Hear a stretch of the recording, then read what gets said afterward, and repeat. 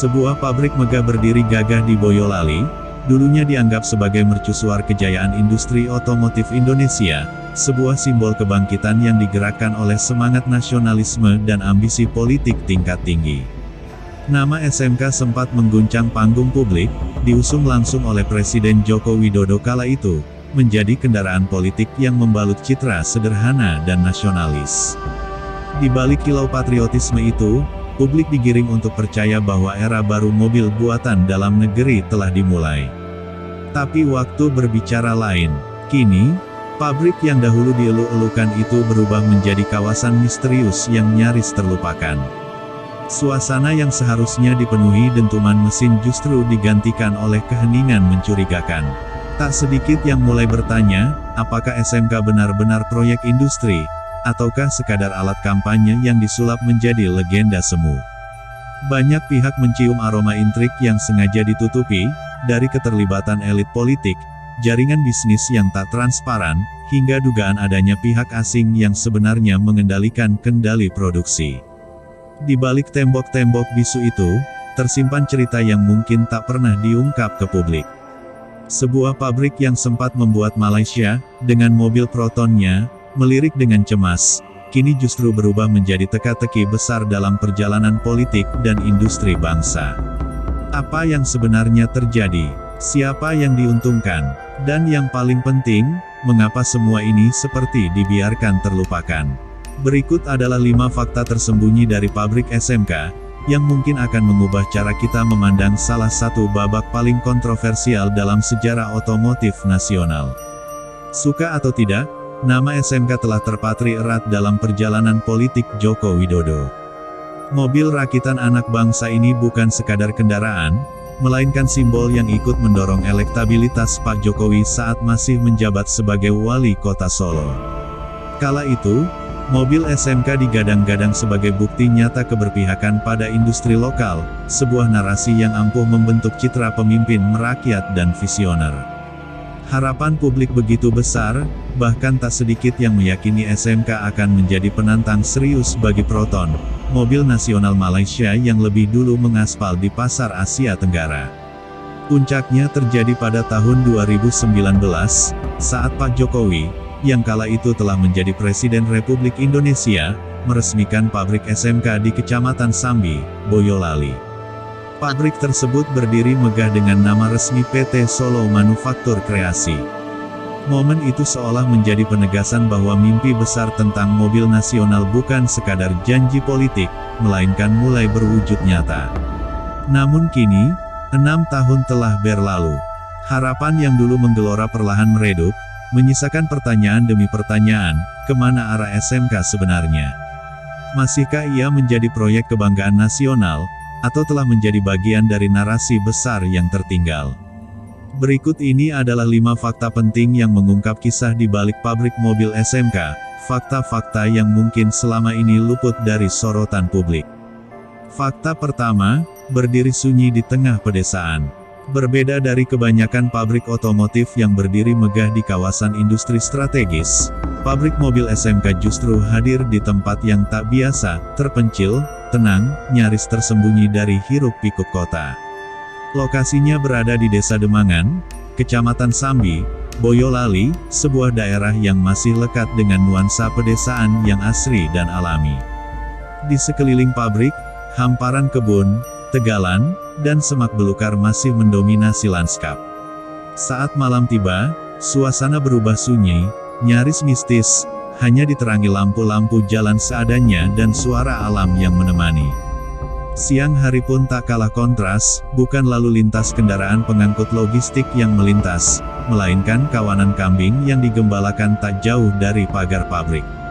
Suasananya lebih menyerupai pedesaan tenang ketimbang pusat industri otomotif modern.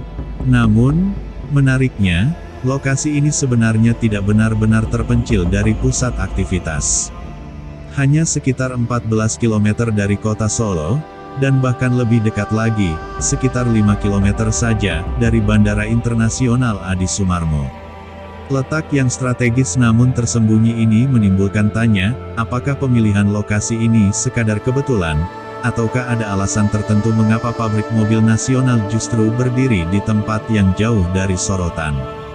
Fakta kedua, menumpang di atas tanah sewa 30 tahun. Di balik megahnya bangunan pabrik SMK yang berdiri di atas lahan seluas 12 hektar itu, tersimpan sebuah fakta yang jarang diketahui publik, tanah yang digunakan bukanlah milik permanen perusahaan.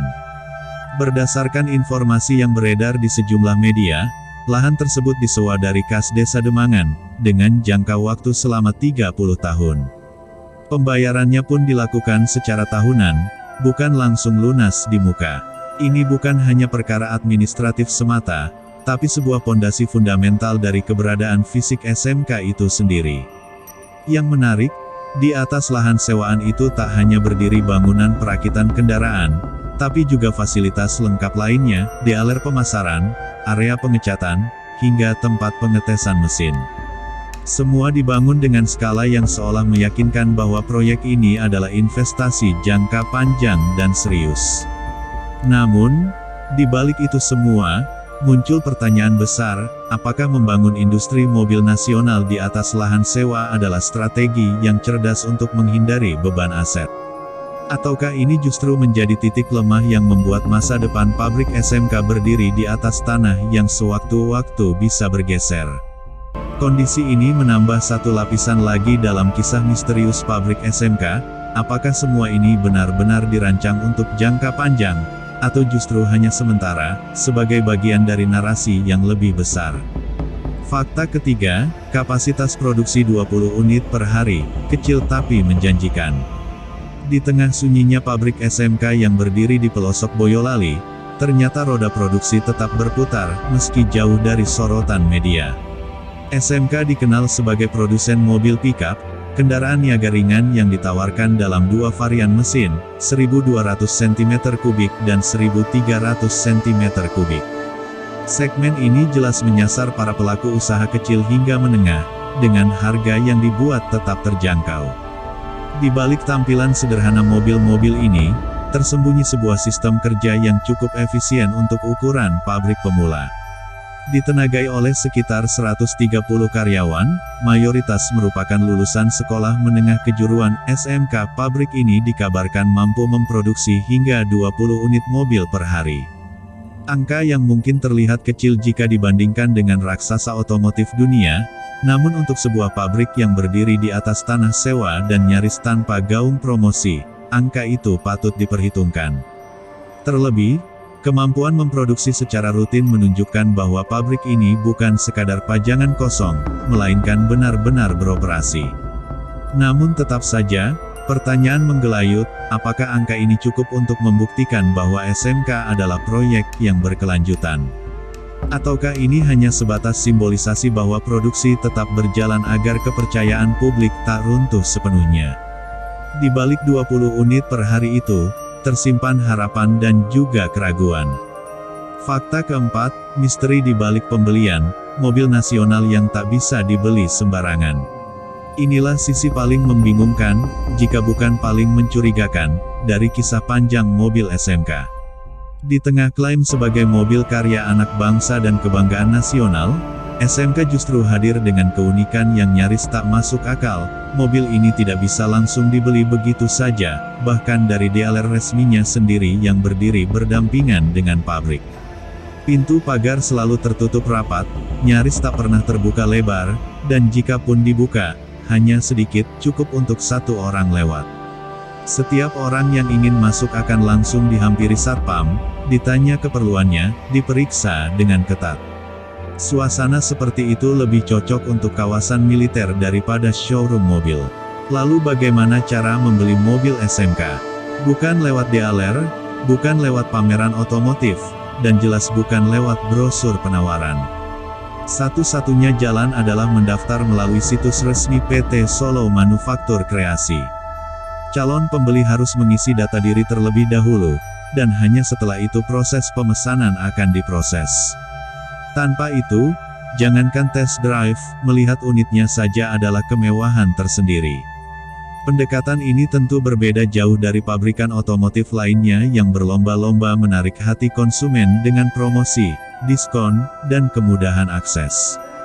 SMK justru seolah menjaga jarak, menutup diri, dan menyaring dengan ketat siapa yang boleh memiliki produknya.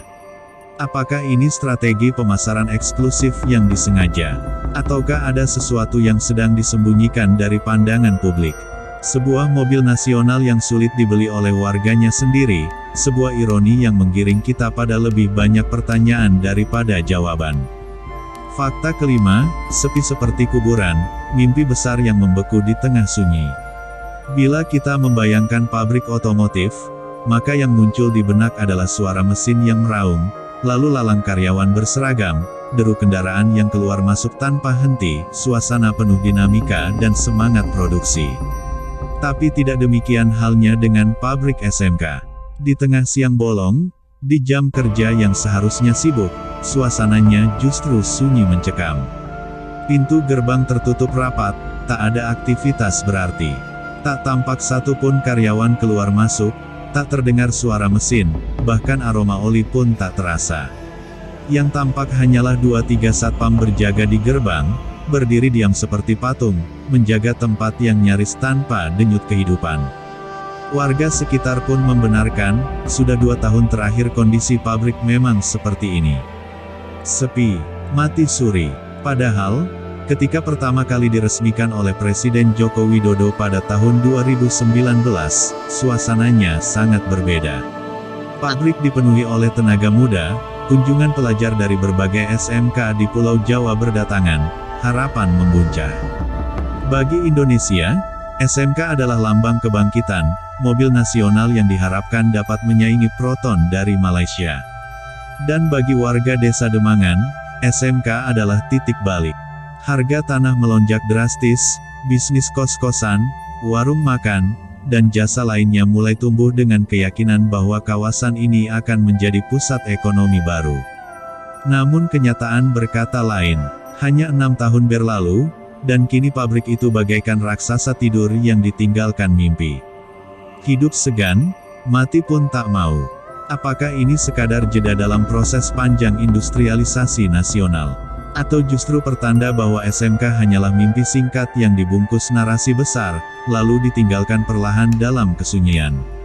Tak ada yang bisa menjawab pasti. Yang jelas, pabrik yang dulu dielu-elukan sebagai harapan bangsa, kini justru menjadi monumen bisu dari sebuah teka-teki yang belum terpecahkan.